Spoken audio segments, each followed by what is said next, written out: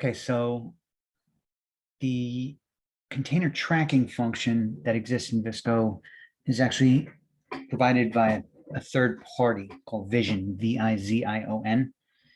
So I just kind of want to walk through how that works. So this is a listing of all the existing containers in Visco. And if I look at this one, for example, here's my container number. This is showing me that this one's in transit or on the water. That's the last time it was updated. And if I drill down into this container, we can see a few different things. We can see what's on the container. So the list of the different products and POs that are on that container, the total weight and total CBM of each. And then in the general info, the two pieces of information that's needed for the tracking is the container number and the shipping company. So once those two pieces of information are in, then we can select automate tracking, yes. And then from that point on, we'll make a call to this Vision, basically getting the logistics information every 6 hours, and it'll update the shipping dates, any logistics information that it knows about that container, along with it updates these events. So it will list all the expected events and when those events are expected to take place. And then as the actual events do take place, you get the actual date that the event occurred. And then this can also trigger alerts.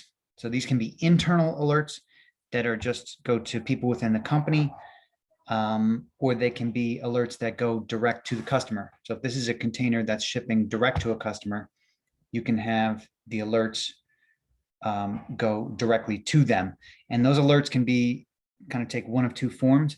You can have the alert happen every time there's a movement on that container. So every time an event takes place, like a container arrives or a container ships or any of those things, that can trigger these email notifications. And also, or I should say, or instead of being overloaded with these alerts, you can just say, if an event takes place and the date that it actually occurred is different than the date that it was expected to occur, then that triggers an email alert. So for example, if you only wanted the customer to be notified if a container shipping late, for example, or a container is arriving late, it can be only when those criteria are met is when the email alert goes out.